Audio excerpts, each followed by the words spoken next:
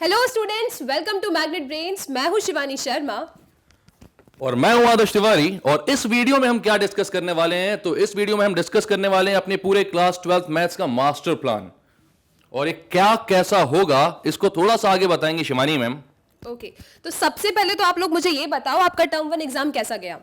चलो ठीक है, जैसा भी गया। अब बात आती है टर्म 2 एग्जाम की। ओके, तो टर्म 2 एग्जाम में हम लोग कोई भी कसर नहीं छोड़ने वाले। जो जो गलतियां आपसे हुई हैं, आपने अपने आप को एनालाइज किया होगा, समझा होगा कहाँ पे क्या चीज रह गई। अब उन सारी कमियों पे आपको काम करना है। और इस बार मैं और सर आप लोगों के लिए एक बहुत ही शानदार मास्टर प्लान लेकर आए हैं। किस तरीके से हमें पढ़ना है, ये सारी चीजें आज अपन लोग मिलके डिकोड करते हैं। ओके, और ये जो पूरा हमारी सीरीज रहेगी टर्म 2 के लिए एक फुल प्रूफ सीरीज रहेगी भाई। अगर इसको आपने देख लिया तो और कुछ कहीं कुछ करने की जरूरत नहीं है आपको, कहीं कोई वीडियोस देखने की जरूरत नहीं, कहीं और से कुछ भी पढ़ने की जरूरत नहीं है। जितना हम करवा रहे हैं सिर्फ उतना साथ में करते हुए चलो। और भाई 40 मार्क्स लेकर आने आपको, तो फुल मार्क्स लाने की तो भाई गारंटी हम दिलवाते हैं। अगर आपने पूरी सीरीज ढंग से देखी और सिंसियरली प्रैक्टिस करी तो पूरे मार्क्स भी अभी कहीं ना जाएंगे। हाँ, बहुत बड़ी बात बोल रहा हूं, मैथ्स में फुल मार्क्स लाने की गारंटी, लेकिन हाँ ये आ सकते हैं और बहुत ज्यादा पॉसिबल है और लेकर आएंगे हम अगर हम साथ में चलेंगे तो बाकी का आगे आप बताइए मैम क्या। सो स्टूडेंट्स, हम लोग स्टार्ट कैसे करने वाले हैं? देखो, सबसे पहली बात, आप लोगों को अपनी बुक एनसीईआरटी को बिल्कुल नहीं छोड़ना है। एनसीईआरटी बुक आपके कंसेप्ट को बहुत स्ट्रॉन्ग करने वाली है। आप अपने टर्म 1 एग्जाम में देख चुके हो, क्वेश्चंस कहीं ना कहीं से आपको आपकी एनसीईआरटी बुक से ही मिले हैं, राइट? अगर सारे नहीं तो कुछ तो मिले हैं, लेकिन कंसेप्ट बिल्ड करने में आपकी ये बुक बहुत हेल्प करने वाली है। तो हम स्टार्ट करेंगे अपनी एनसीईआरटी बुक से। एक बार जब आप अपनी एनसीईआरटी बुक को बहुत अच्छे से स्ट्रॉन्ग कर लोगे, उसके बाद आपका मन करेगा कुछ और प्रैक्टिस किया जाए। तो प्रैक्टिस करने के लिए आपको यहां वहां नहीं जाना। एनसीईआरटी की ही पब्लिकेशन की बुक है आपकी एग्जाम्पलर। एग्जाम्पलर के क्वेश्चंस भी बहुत इंपॉर्टेंट है। एक बार एनसीईआरटी पढ़ लो, प्रैक्टिस करने के लिए अपने एग्जाम्पलर के पास जाओ, राइट? उसके बाद और प्रैक्टिस करनी है, थोड़ा आइडिया चाहिए कि कैसे क्वेश्चंस पेपर में आते हैं, तो उसके लिए आपकी हेल्प सर करेंगे। तो भाई आपने एनसीईआरटी कर ली, एग्जाम्पलर कर लिए, तो अब इसके बाद आपके पास क्या बचता है? आरडी शर्मा बुक आपने सुनी होगी और आप लोग बोलते भी रहते हैं सर आरडी शर्मा सॉल्व कराइए। तो भाई आरडी शर्मा के जितने भी इंपॉर्टेंट क्वेश्चंस हैं और उसमें जो प्रीवियस ईयर के क्वेश्चंस मेंशन रहते हैं उन सबको मैं अपने वीडियोस में लेकर आऊंगा। वो एक क्वेश्चन बेस्ड सीरीज ही रहेगी जिसमें हाँ मैं वहां पर कॉन्सेप्ट्स भी जहां जहां पर जो जरूरत होगी सब कुछ डिस्कस करूंगा, बट वो एक क्वेश्चन पे फोकस करती हुई सीरीज रहेगी। तो वहां पर मैं आपके लिए सारे आरडी के क्वेश्चंस, इंपॉर्टेंट क्वेश्चंस और प्रीवियस ईयर्स क्वेश्चंस वहां पर सॉल्व करेंगे। तो आप खुद ही सोचो, एनसीईआरटी एग्जाम्पलर और आरडी शर्मा को सॉल्व करने के बाद क्या ही रह गया भाई? कुछ बचा क्या? कुछ भी नहीं बचा। इसके बाहर का क्वेश्चन आने का सवाल ही नहीं उठता। लेकिन उसके बाद भी हमारी प्रैक्टिस यहां पर खत्म नहीं होगी और इसके आगे की जो सीढ़ियां हैं वो आपको मैम बताएंगी अब। एंड स्टूडेंट्स, देखो आपका बेस डल गया पूरा, बहुत अच्छे से फाउंडेशन तैयार है। अब आप क्या करने वाले हो? अब आप करोगे अटैक एमसीक्यू टाइप क्वेश्चंस पे। हम हर चैप्टर के एमसीक्यू क्वेश्चन, एमसीक्यू वीडियो भी आपके लिए लेकर आएंगे, जहां पे हम बहुत सारे क्वेश्चन डिस्कस करने वाले हैं। ओके, तो यहां पे एक बार फिर से आपके सारे कंसेप्ट रिकॉल होंगे। जिसने प्रीवियस एमसीक्यू वीडियोस देखे हैं वो बच्चे जानते ही हैं, राइट? तो इसके बाद बात आती है, यहीं पे आपकी गाड़ी रुकती नहीं है, अभी हमें और आगे चलना है। अब हम क्या करने वाले हैं? तो अब हम करने वाले हैं भाई मोस्ट एक्सपेक्टेड क्वेश्चंस। जी हाँ, ये जो क्वेश्चंस होंगे ये आपके एग्जाम पॉइंट व्यू से जो मोस्ट एक्सपेक्टेड क्वेश्चंस हमको लगेंगे कि भाई ये क्वेश्चंस जो है ये आ सकते हैं या इसी पैटर्न पे कोई दूसरा क्वेश्चन आ सकता है, तो वो सारे क्वेश्चंस जो है हम उठाकर उनको भी सॉल्व करेंगे आपके लिए। और मोस्ट एक्सपेक्टेड क्वेश्चंस करने के बाद भी आपकी गाड़ी नहीं रुक रही है भाई, इतनी सारी प्रैक्टिस करवाने के बाद अब क्या बचता है? तो बचता तो वैसे कुछ खास नहीं है, लेकिन प्रैक्टिस जो है, मैथ्स जो है सिर्फ इसकी जो जंग है ना प्रैक्टिस से ही जीती जाती है। तो अब जो है वो आपके साइड से भी हमको उतना ही रिस्पॉन्स चाहिए होगा। तो इसको कैसे जज किया जा सकता है? ये तो अभी वन वे भाई टॉक हो गया हमारा, लेकिन हमें ये भी तो जानना है कि आप लोगों ने कितनी प्रैक्टिस करी है, क्योंकि आप अगर नहीं करोगे तो फिर हमारी मेहनत भी गई। ठीक है, तो उसके लिए क्या बचा भाई? तो उसके लिए बचा live session and doubt solving. तो आप लोगों के जितने भी डाउट है ना, वो सारे डाउट क्लियर किए जाएंगे लाइव सेशन में।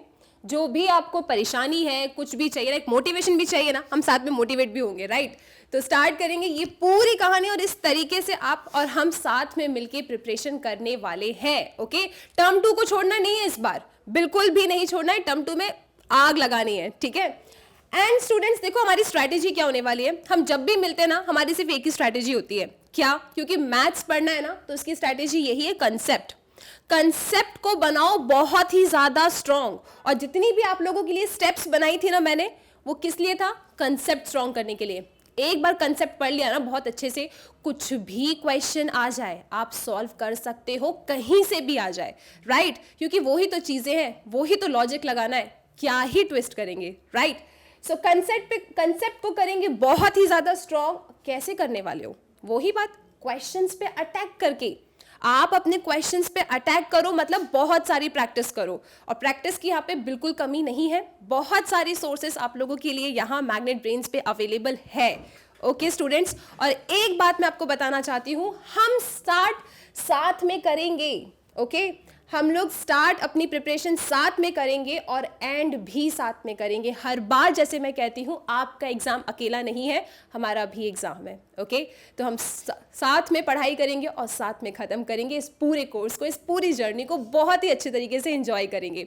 फिर आप याद रखिए, मैथ्स का मतलब क्या ही होता है? कंसेप्ट को समझो, बहुत अच्छे से कंसेप्ट को समझो, और इसमें हम कोई भी कमी आपके लिए नहीं रखने वाले। ओके, कंसेप्ट को स्ट्रॉन्ग कैसे करेंगे? बहुत सारी प्रैक्टिस करके, क्योंकि ये डायरेक्टली प्रोपोर्शनल है ना। जितनी प्रैक्टिस करोगे, कुछ ना कुछ हर क्वेश्चन में कंसेप्ट मिलता है, और जब प्रैक्टिस बहुत अच्छी हो जाएगी, कंसेप्ट आप समझ जाओगे, तो अच्छे मार्क्स तो आना ही है।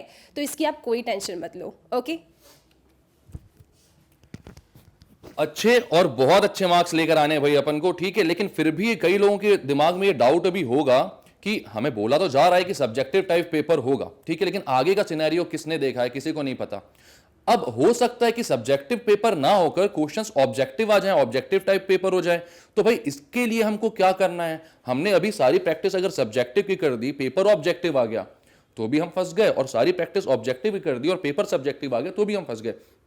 हालांकि आप लोग ये भी सोच रहे होंगे कि सब्जेक्टिव टाइप क्वेश्चन करने के बाद ऑब्जेक्टिव टाइप्स तो बन ही जाते हैं, लेकिन नहीं, ऐसा हर बार नहीं होता। सब्जेक्टिव टाइप तो ठीक है, लेकिन ऑब्जेक्टिव में कई ऐसे कंसेप्चुअल क्वेश्चन आ जाते हैं जो आपसे नहीं बन पाते हैं, फिर वहां पर अपन फंस जाते हैं, ठीक है। तो इसके लिए हमें क्या करना है भाई? अगर ये डाउट है आपके मन में, तो सॉल्यूशन भी यही है, और वो सॉल्यूशन भी यही है आपके फेवरेट चैनल मैग्नेट ब्रेन्स पे। हम यहाँ पे प्रिपेयर करेंगे सब्जेक्टिव टाइप क्वेश्चंस पे, एंड साथ ही साथ हम प्रिपेयर करेंगे ऑब्जेक्टिव टाइप क्वेश्चंस दोनों। ये दोनों ही हम प्रिपेयर करने वाले हैं। ओके, क्योंकि ऑब्जेक्टिव टाइप क्वेश्चन, जैसे सर ने बोला, थोड़ा सा ना उसको डील करने का थोड़ा मेथड बदल जाता है। आप यहाँ पे ऑप्शंस को एलिमिनेट करना सीखते हो, कुछ नई नई स्ट्रैटेजी सीखते हो, तो वो छोटी सी डिफरेंस वहाँ आ जाती है। तो मैग्नेट ब्रेन्स पे हम सब मिलके आप लोगों को प्रिपेयर कराएंगे सब्जेक्टिव टाइप क्वेश्चन एंड साथ ही साथ ऑब्जेक्टिव टाइप क्वेश्चन।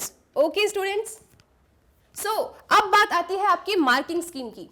तो इस बार टर्म 2 में अगर देखा जाए ना, तो आपके सामने सिर्फ 6 चैप्टर्स हैं। ओके, और पहला जो यूनिट आता है ना, that is calculus, integral calculus. इसमें कितने चैप्टर्स हैं? इसमें आपके 3 चैप्टर्स हैं। पहला आता है इंटीग्रल, फिर application of integral and differential equation. और ये तीनों चैप्टर अभी अगर मैं टर्म 2 में देखूँ ना, तो ये तीनों चैप्टर बहुत ईजी है, बहुत ईजी है, और आप लोगों के लिए 18 मार्क्स को होल्ड करके रखता है ये 3 चैप्टर। तो हमें इन 18 मार्क्स में एक भी मार्क्स अपना कम नहीं करना है।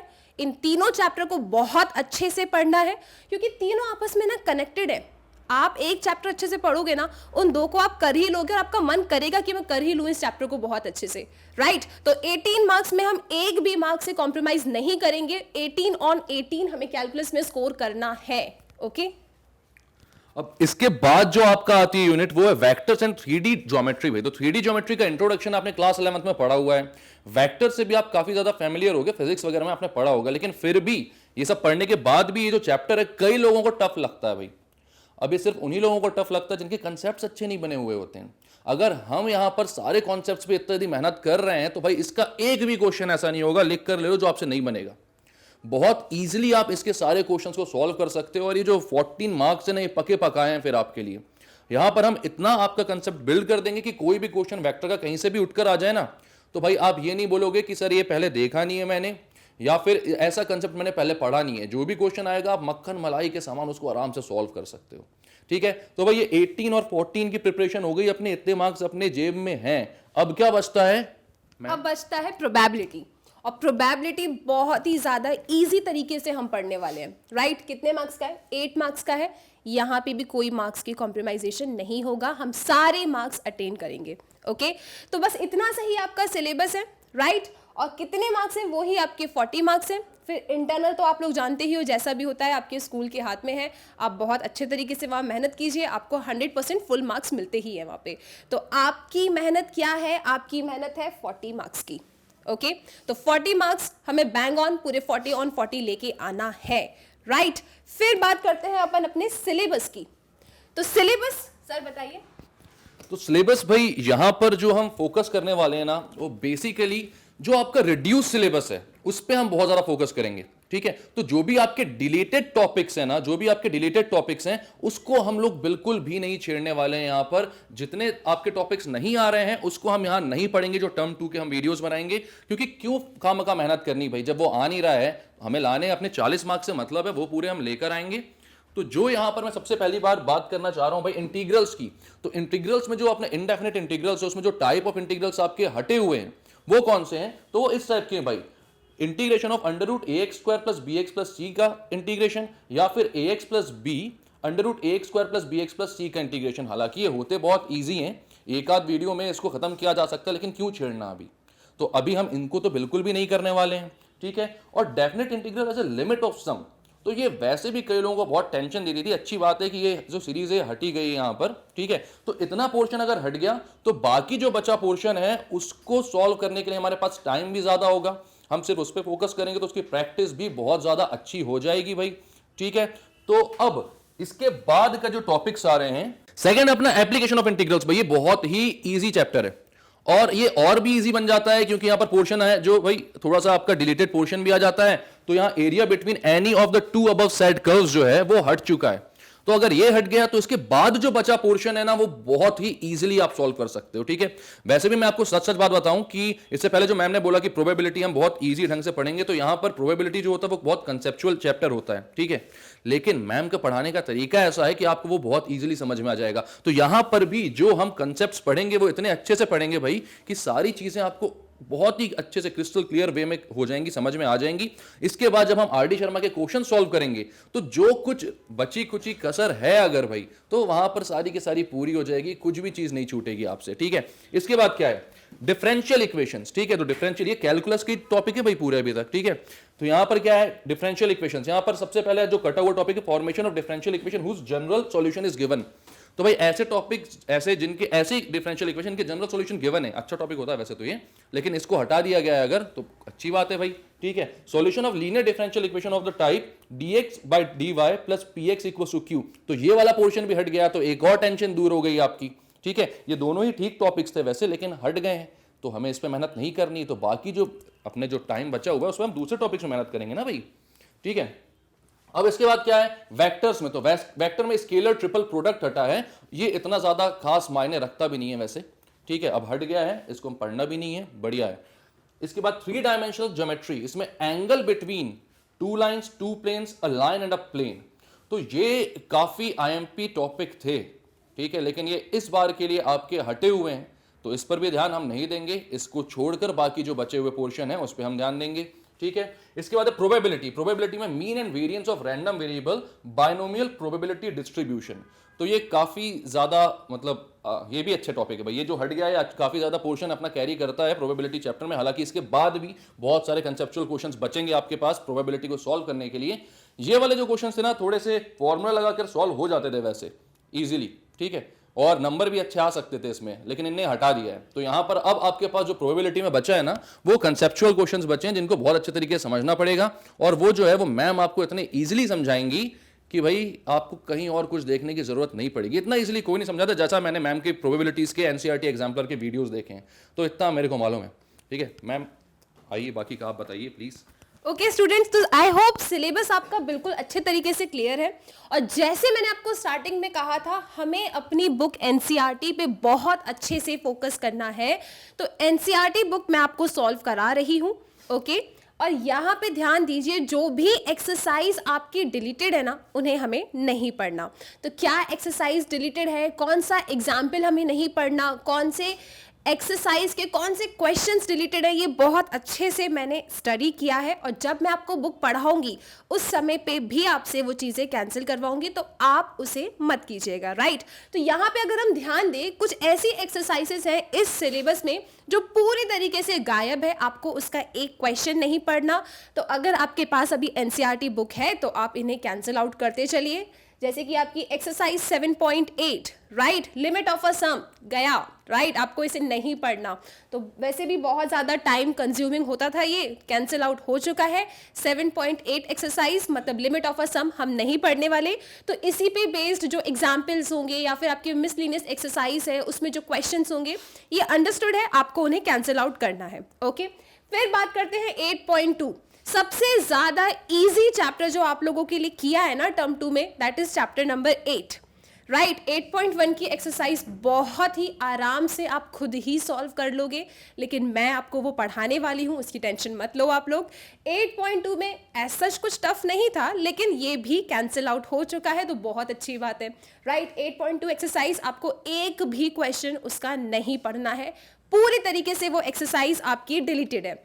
फिर बात करते हैं 9.3, फॉर्मेशन ऑफ डिफरेंशियल इक्वेशन पे बेस्ड है।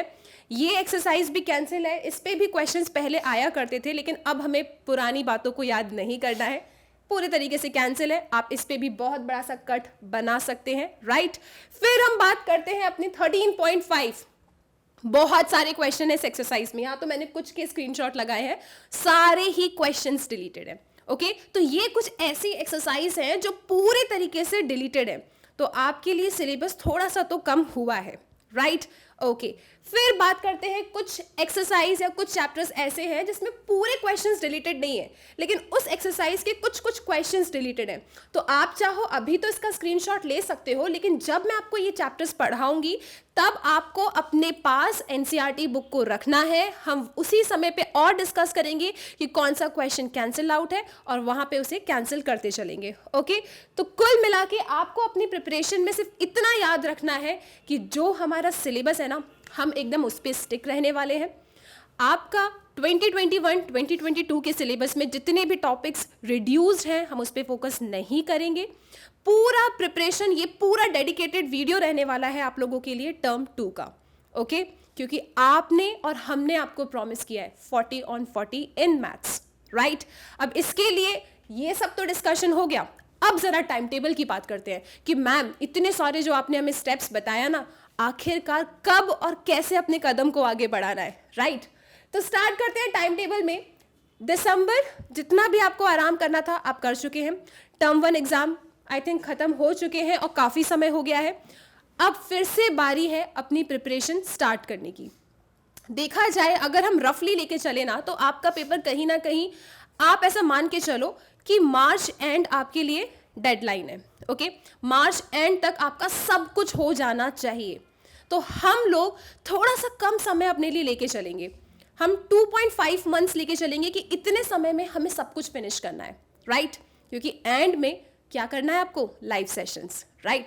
तो स्टार्ट करते हैं। 24 दिसंबर से 1 जनवरी के बीच में आपकी एनसीईआरटी बुक से इंटीग्रल्स चैप्टर पूरे तरीके से खत्म हो जाएगा। मैम लेकिन बहुत कुछ बताया था आपने, एनसीईआरटी बुक के बाद वो सारी चीजें कैसे होगी, तो वो आपको सर बताएंगे। तो एनसीईआरटी बुक जब आप स्टार्ट करोगे, जब मैम कंसेप्ट्स पढ़ाना चालू करेंगी, तो उसके 1-2 वीडियोस के बाद से ही पैरेलली मेरे सारे वीडियोस जो कि आरडी शर्मा के सारे इंपॉर्टेंट क्वेश्चंस को कंटेन करेगा और एमसीक्यूज नहीं सॉरी पीवाईक्यूज को कंटेन करेगा, जो कि होते हैं प्रीवियस ईयर्स क्वेश्चंस, ठीक है। तो वो उन सारे जो क्वेश्चंस को कंटेन करने वाला वीडियो है, वो मैम के 2-3 वीडियोस, क्योंकि कंसेप्ट्स पहले बिल्ड करना जरूरी है आपको, उनके बाद वो पैरेलली रोज आपको देखने को वो भी मिलते जाएंगे। तो आप क्या करोगे, पहले कंसेप्ट्स बिल्ड करोगे, मैम के साथ एनसीईआरटी के सारे क्वेश्चन सॉल्व करोगे, देन मेरे वीडियो पर आकर आप आरडी शर्मा के सारे क्वेश्चन सॉल्व करोगे और पूरी तरह से खुद को तैयार कर लोगे, ठीक है। और कोई भी अगर आपको कंफ्यूजन होता है, कम्युनिटी पोस्ट पे आप टाइम टेबल चेक करते रहिएगा, किस टाइम पे क्या वीडियो आ रहा है, हमें कैसे अपनी प्रिपरेशन करते रहना है, वो सब आपको वहां पे मिलता रहेगा। और कोई भी डाउट होता है ना, आप मेल कीजिए, आप हमें कमेंट सेक्शन में लिखिए, आपको सारे आंसर्स मिलेंगे, राइट। तो एनसीईआरटी से हम अपने बेस को बहुत स्ट्रांग करेंगे।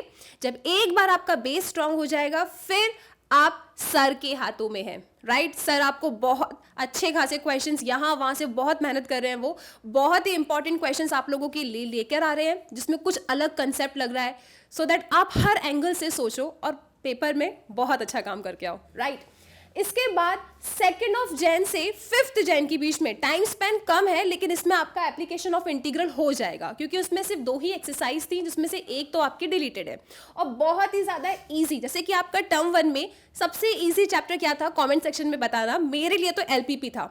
तो जैसा आपका एलपीपी था ना, वैसे ही आपका एप्लीकेशन ऑफ इंटीग्रल एक बहुत इजी चैप्टर होने वाला है। ओके, तो इस टाइम स्पेन में आपका ये चैप्टर खत्म हो जाएगा, मतलब 5 जैन तक मैग्नेट ब्रेन्स के थ्रू आप लोगों का integrals and application of integrals पूरे तरीके से खत्म हो जाएगा। एनसीईआरटी क्वेश्चंस भी and most expected question, right. फिर उसके बाद 6 जैन से 16 जैन तक चलेगा आपका डिफरेंशियल इक्वेशन। अब ये बहुत इंपॉर्टेंट चैप्टर है, डेज भी हमें थोड़े अच्छे से देने पड़ेंगे इसमें, ठीक है, लेकिन जल्दी जल्दी करके अच्छे से समझते हुए भी चलना है हमको, ठीक है। तो यहां पर आपके पास मैम वही पैटर्न सब में सेम रहेगा। मैम आपको सारे कंसेप्ट के साथ एनसीईआरटी के क्वेश्चंस करवाएंगी और मैं आरडी शर्मा के क्वेश्चन सारे आपको करवाते जाऊंगा, ठीक है। एक बात और मैं आपसे बोलना चाहूंगा, ये जो कमेंट सेक्शन होता है ना, ये सिर्फ हाय और हुई बोलने के लिए नहीं है। तो यहां पर आप लोग ना प्लीज जो डाउट होती है ना, वो आप डाउट, जेन्युइन डाउट वहां पर लिख दिया करिए, तो आप लोगों के जो भी डाउट्स है ना वो हम देखें और उसके बाद अपने जो डाउट सेशंस लेंगे उसमें हम यूज कर सकें उनको। तो इन सारे चैप्टर्स में आपको काफी सारे डाउट्स आ सकते हैं। अगर आप सीरियसली पूरे सीरीज को फॉलो कर रहे हो ना, तो वहां कमेंट सेक्शन में जरूर लिखो, मेल कर दो, ठीक है। और एक और रिक्वेस्ट छोटी सी कि भाई आई हैव अ डाउट मत लिखा करो, जो डाउट है ना वो पूछ लिया करो आप लोग, ठीक है। अब इसके बाद क्या होगा, 6 जैन से 16 जैन तक अपने डिफरेंशियल इक्वेशंस कर लिया। इसके बाद differential equation, integrals, application of integrals आपका खत्म हो चुका है, लेकिन अभी भी आपके बहुत इंपॉर्टेंट एकदम धांसू वाले चैप्टर बाकी हैं, ठीक है। ये भी कोई छोटे चैप्टर नहीं, ये सब बहुत इंपॉर्टेंट चैप्टर, लेकिन अपन बहुत इजीली सबको सॉल्व करते हुए चलेंगे। इसके बाद आएगा आपका वेक्टर्स, जो कि चलेगा 17 जैन से 25 जैन तक। इसमें आप वेक्टर्स के सारे जो भी कंसेप्ट्स हैं वो क्लियर करोगे और साथ में आरडी शर्मा के और पीवाईक्यूज जो हैं आपके वो सारे सॉल्व करते हुए चलोगे, ठीक है। इसके बाद आपका चैप्टर बचता है 3 dimensional geometry, vector and 3D। ये दोनों चैप्टर्स ना है तो सारे चैप्टर बहुत कंसेप्ट बेस्ड। इस बार आपका टर्म 2 पूरा कंसेप्ट बेस्ड है, लास्ट मोमेंट की पढ़ाई से काम नहीं चलने वाला है, इस बार आपको अभी से स्टार्ट करना है, राइट। सो 3 डायमेंशनल ज्योमेट्री आपका 7 फेब तक अप्रॉक्सीमेटली खत्म हो जाएगा, ओके। एंड देन हम बात करेंगे 8 फेब से 20 फेब के बीच में प्रोबेबिलिटी, क्योंकि ये चैप्टर बहुत अच्छा खासा है, इसमें बहुत कॉन्सेप्ट है और हमें इसे बहुत आराम से धीरे धीरे पढ़ना है, राइट। तो ये है आपका टाइम टेबल, मतलब मैग्नेट ब्रेन्स के साथ आप लोगों का 20 फेब तक अप्रॉक्सीमेटली ये पूरे चैप्टर्स कंप्लीट हो जाएंगे, ओके। इसके बाद क्या करना है, आराम करना है क्या इसके बाद? नहीं, इसके बाद देखो आप लोग जनवरी में मिलेंगे आपको एमसीक्यूज। जो भी चैप्टर आपका पूरा कंप्लीट हो चुका है, आपका पूरा एक फाउंडेशन बन चुका है, फिर एमसीक्यूज क्वेश्चन करने में बहुत मजा आएगा। और इस बार ना हम क्वेश्चंस के नंबर भी इंक्रीज कर देंगे, बहुत सारे क्वेश्चन प्रैक्टिस करने वाले हैं, क्योंकि कंसेप्ट तो आपका पूरा तैयार है। आप लोग साथ में क्वेश्चन सॉल्व करोगे, बहुत जल्दी जल्दी खत्म होता जाएगा वो, राइट। और उसके बाद एमसीक्यूज के बाद ये बहुत ही इंपॉर्टेंट सेक्शन होने वाला है भाई, आपका मोस्ट एक्सपेक्टेड क्वेश्चंस। ये जो मोस्ट एक्सपेक्टेड क्वेश्चंस होंगे ये हम आपके पेपर के फॉर्मेट में ही लेकर आएंगे, ठीक है। जो आपका सैंपल पेपर रिलीज होगा सीबीएसई का, उसका जो फॉर्मेट होगा उसमें जैसे क्वेश्चंस आएंगे, उस फॉर्मेट में चैप्टर वाइज हम आपको उस चैप्टर से सबसे ज्यादा एक्सपेक्टेड जो आने वाले क्वेश्चंस होंगे वो आपको यहां पर सॉल्व करवा कर देंगे, ठीक है। तो इसके बाद आपकी प्रिपरेशन एक अलग ही लेवल पर होगी, एक अलग ही कॉन्फिडेंस आप में होगा कि हां भाई अब कुछ भी आ जाए हम सॉल्व कर सकते हैं, ठीक है। और अगर आप कुछ भी आ जाए और आप सॉल्व कर सकते हो तो आपके लिए फिर हम वहां पर प्रैक्टिस शीट्स भी छोड़ेंगे, प्रैक्टिस क्वेश्चंस भी छोड़ेंगे जिनको आपको सॉल्व करना है, क्योंकि भाई हम सब सॉल्व कर देंगे तो आप क्या करोगे, आपके लिए भी चीजें होनी चाहिए ना। वो प्रैक्टिस क्वेश्चंस आप सॉल्व करो, देन डाउट्स हमें लिख कर दो और उसके बाद जो बची हुई चीज है वो क्या आएगी, तो भाई वो आएगा आपका लाइव सेशन। तो जो भी आपके डाउट आप हमें मेल करने वाले हैं ना, वो सारे डाउट यहाँ लाइव सेशन में लिए जाएंगे। ओके और भी जितना भी क्वेश्चन बचते हैं, कुछ टेस्ट सीरीज बनाएंगे हम, वो सब चीज़ें वहाँ डिस्कस करने वाले हैं। तो ये बात तो आप मान लीजिए, आप साथ में लग जाओ हमारे, मेहनत करो, जो भी हमने ये पूरा टाइम टेबल बनाया ना आपके लिए, इसे फॉलो करो। और इस बार टर्म 2 में 40 ऑन 40 से आप, इससे कम तो चाहिए ही नहीं, आपको 40 ऑन 40 चाहिए ही, राइट। तो ये स्ट्रैटेजी हम अपनाने वाले हैं। बहुत ही जल्दी आपको वीडियोस मिलना स्टार्ट हो जाएगा। कोई भी कंफ्यूजन होता है टाइम टेबल से रिलेटेड, प्लेलिस्ट से रिलेटेड, आप बस कमेंट सेक्शन में अपने डाउट को लिखिए, राइट। कम्युनिटी पोस्ट को चेक करते रहिए, आपके सारे डाउट क्लियर होते रहेंगे। ओके स्टूडेंट्स, सो सब्सक्राइब कीजिए मैग्नेट ब्रेन्स को, और लाइक कीजिए हमारे वीडियो को, शेयर कीजिए इसको अपने सारे फ्रेंड्स तक भैया, क्योंकि जितना ज्यादा अपने ज्ञान को बांटोगे उतना ज्यादा वो बढ़ेगा। और लास्ट में एक चीज मैं यही पूछना चाहूंगा भाई, तो हो तैयार, करोगे वार। तो इसी के साथ साथ भाई अब सारे वीडियोस आप शुरुआत से लेके लास्ट तक देखते हुए चलिए, और गारंटी है मेरी यार, अच्छे मार्क्स नहीं पूरे मार्क्स लेकर आओगे आप, सिर्फ मैग्नेट ब्रेन्स के साथ बने रहोगे तो। ठीक है, तो लास्ट में फिर अब we are signing off. Last के कुछ शब्द शिवानी मैम के। ओके स्टूडेंट्स, तो तैयार रहिएगा। जैसे मैं आपको हर बार कहती हूँ, बहुत सारी प्रैक्टिस करने के लिए बिल्कुल तैयार रहना, राइट। सो इस बार टर्म 2 में मचाएंगे धमाल। Till then keep practising and take care.